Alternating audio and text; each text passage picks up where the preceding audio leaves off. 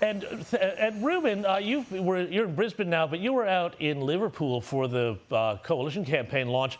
I thought there were some interesting ways that Peter Dutton did try to differentiate the coalition from Labor. One of them was in talking about deregistering the CFMEU and really going after these Labor unions, which he says are corrupt and making everything cost more. Have a look at this. We will put a stop to this modern-day mafia in the form of the CFMEU, and we will deregister that organisation. Reuben, it struck me that this might be very much a play to get voters in Victoria, where, of course, the CFMEU is very active and where Labor is very much on the nose over the line. Did you get a sense that this was targeted in that direction, or was it a more broader set of differentiations against Labor?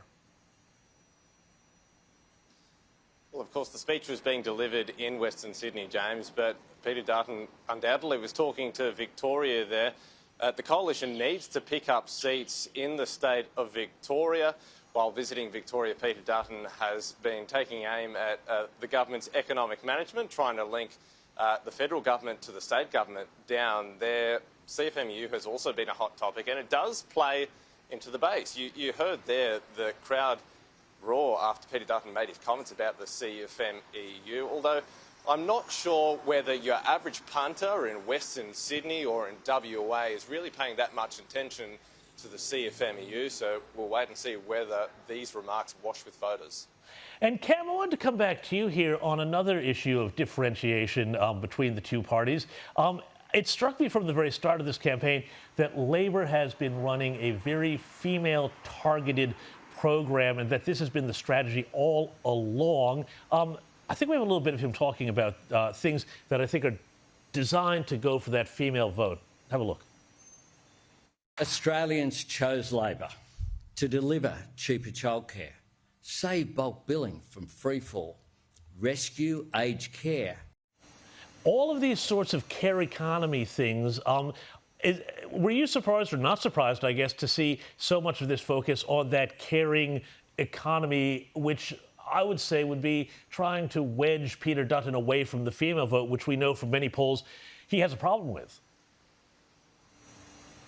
Well, this is Labor value stuff for their part, James. They look at health, for example, and the focus on Medicare over these first couple of weeks of the campaign. It's almost every second day the Prime Minister has the big Medicare sign at the background. He'll bring up the Medicare card. It's that care economy, sure, but that also is from the Prime Minister's thinking in the Labor camp. That is core to the Labor brand. You look at that other announcement, which was a surprise kept for the speech today, the $1,000 tax deduction for working expenses.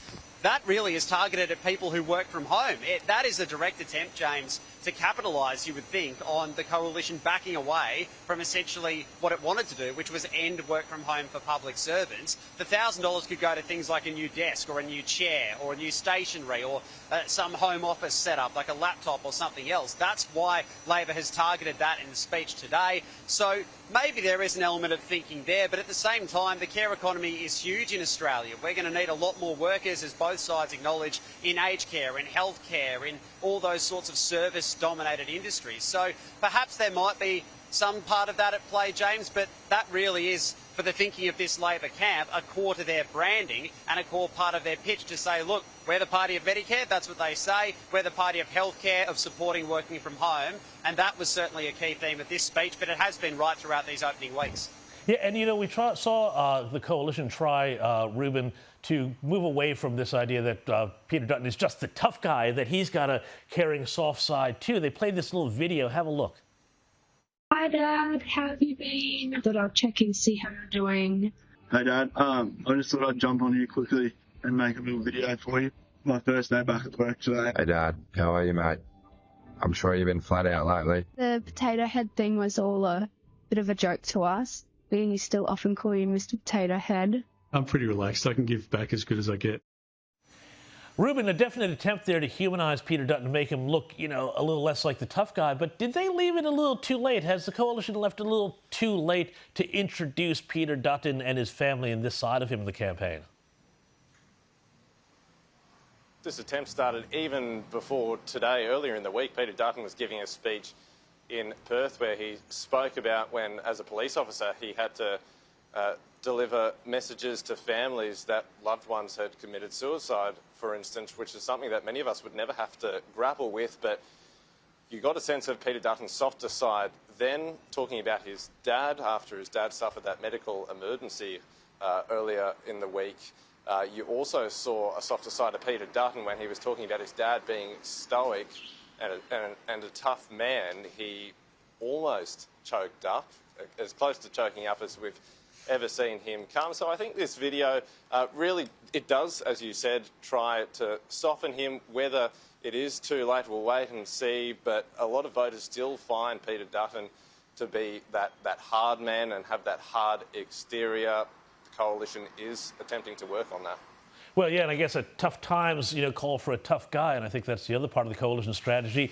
But hey, Cam, before I let you go, a really interesting little moment here when the Prime Minister was coming into the hall and he encountered his Environment Minister, Tanya Plibersek. Have a look at this.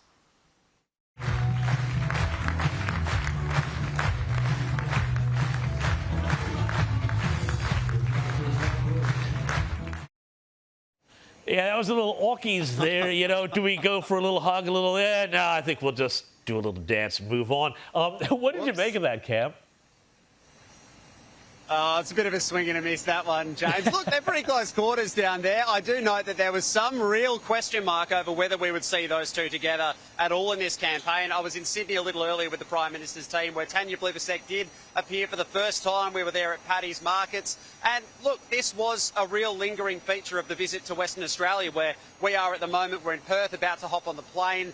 There was a real toxicity around Labor's nature-positive laws where Tanya Plibersek was at the heart of that push. They ultimately had to be shelved, and the Prime Minister revealing yesterday that they're now going to go through a total rewrite if they go to a second term and win that second term in government on May 3. So a little bit of a swing and a miss in the campaign front seats today, but she will, by all accounts, be the Environment Minister still if Labor does win. One other thing to watch over the next couple of hours, James, we are expecting the next news poll to be out later tonight.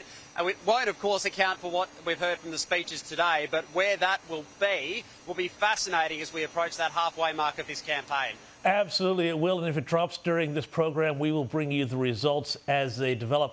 Cam, Red and Reuben Spargo, thank you so much for joining me. Stay safe out there on the trail. Thanks so much.